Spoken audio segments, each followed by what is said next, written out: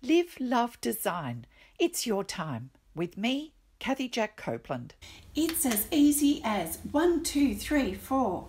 Draw, refine, stitch, repeat. That's my mantra for creating meaningful textile and fibre art. Welcome to my design series. I'm Kathy Jack Copeland and I'll be sharing my tips learnt from over 20 years experience as an Australian textile artist, designing and creating machine embroidered artworks. Shape is alluring and appealing, whether it's representational, organic, geometric, non-objective or abstract.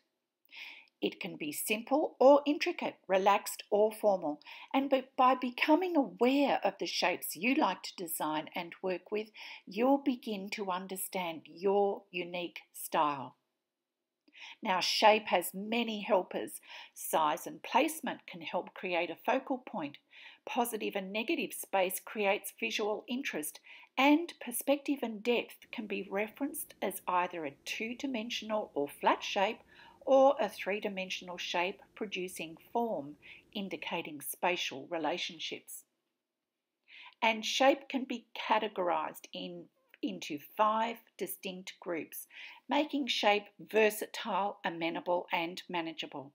And they are: realistic shapes are easily recognized. Just take a photo and replicate the shapes you see as real to life as possible. Organic shapes are characterized by loose, natural, irregular and free-form shapes, conveying a sense of softness, sensuality, flexibility and fluidity. Look for them in the patterns of nature, in plants like fruits and seeds and leaves, trees and flowers, or indeed in the shapes of clouds or water, as well as anatomical shapes such as a heart. Abstract shapes are distorted to combine realistic, organic or geometric shapes, allowing for improvisation and freedom of expression. Abstract artists use harmony and dynamism in their compositions to create an emotional response from the viewer, more spiritual than analytical. Non-objective shapes are very improvisational with no rules. They do not represent any idea or object and don't fit into any other category. And finally, geometric shapes, which are easily recognisable by their mathematical association. Now, there are other considerations when it comes to using shape well in your compositions, and they are size, depth and placement. Size aids emphasis, creates a focal point and shows depth and perspective. The relationship between the sizes of a shape can draw attention and create visual depth or create a point of interest. Ancient rock paintings found in southern Africa depict dancing bushmen and women. The men, who are larger by at least double, appear to be in the foreground, while the much smaller women appear to recede into the background. Look also to the medieval embroidery, the Bayeux tapestry, where overlapping warrior shapes create a three-dimensional effect suggesting spatial depth. Shapes located higher in a design look further away and closer if located lower, suggesting vertical location can also create depth. Shape can be used to great advantage to perform in your compositions by using the following. Emotion. Strength and stability can be portrayed using squares and rectangles. Continuous movement can be represented by circles and ellipses. And to move the eye upwards, triangles are the way to go. However, if you want to create a sense of imbalance and tension, turn that triangle upside down.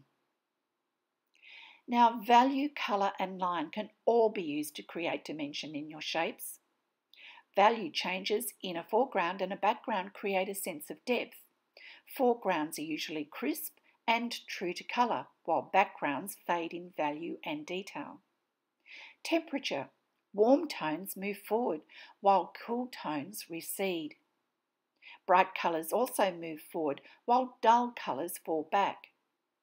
Vertical lines tend to move the eye forward. Horizontal lines tend to move the eye back. So the S-curve is a good way to make use of both these design devices. E.C. Escher used value exceptionally well, creating both two-dimensional morphing into three-dimensional artworks. And Paul Cézanne liked to create a balanced arrangement of shapes. Some were distorted but still retained their two-dimensional quality, describing his own work as constructions after nature, where colours and shapes were built as something solid and durable. Size and placement creates dimension too. Overlapping shapes or layering creates a sense of depth. Shapes nearer to you should be bigger and smaller as they recede. Placement of your shape can also be used to create the illusion of space. Those close to eye level appear larger in size, while those higher appear to get smaller and recede. This can also work in reverse, so remember the eye line in your composition. Positive and negative shapes are worth noting in your composition, and both play an important role. A positive shape relates to the physical form of a shape, while a negative shape is the space between and around that physical form. Symbolic and decorative shapes are truly important too. A symbolic shape is easily recognized as depicting an object or representing an identity, belief, concept, or activity.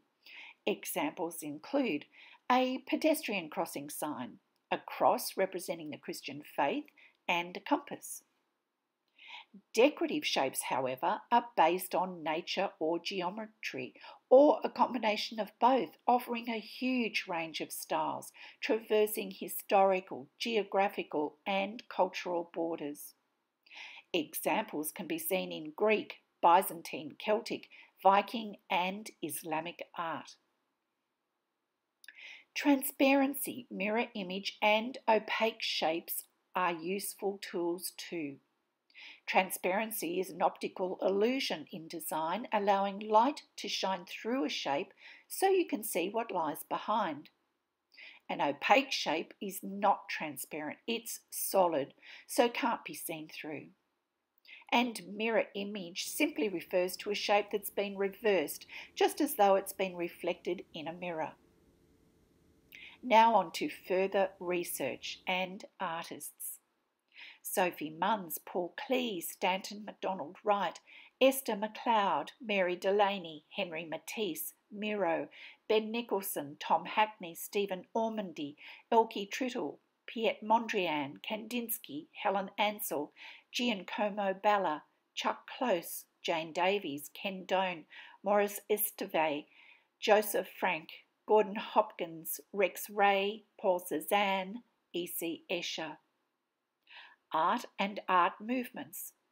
Celtic, Viking, Islamic, Byzantine, Gothic, Renaissance, Baroque, Rococo, Neoclassicism, Distill, Art Nouveau, Art Deco, Modernism and Postmodernism, as well as abstract art.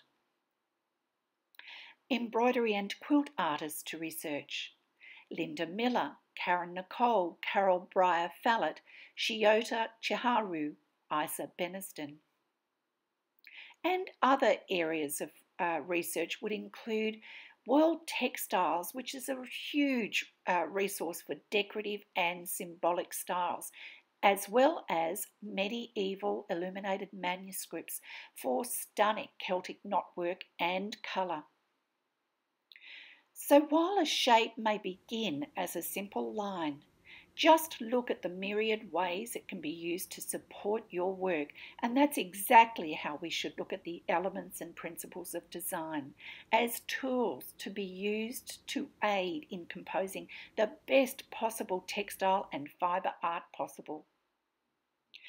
Remember, working through and understanding the possibilities of design is all about patience and practice, and eventually this will empower you and give you the confidence to try new and different things and to make mistakes. Just look at mistakes as a positive, not a negative. They're proof you're moving forward. So in our next episode, I'll be moving on to the stunning world of colour. Now to finish, I have work ideas for your design journal, and it's important to consolidate all the information you take in about design. So I urge you to create examples in your design journal. Make them small or large, just enjoy actually playing with design. Suggestions include the 5 categories of shape and size, creating depth, emphasis, and focal point. The performing shape, to show emotion, movement, positive and negative space, and overlapping or layering shapes. Using value to create dimension and form. Symbolic and decorative shapes. Transparent, mirror image, and solid shapes. Plus, don't forget to include any inspiration you find from your research into your creative journal for future reference. Just enjoy the journey. That's what this is really all about. Feel free to comment and subscribe, and don't forget to hit that subscribe bell as well for new fortnightly content. Tell your friends, and remember, you can follow me on Facebook and Instagram. Empower design for yourself. Live, love, design. It's your time. With me, Kathy Jack Copeland.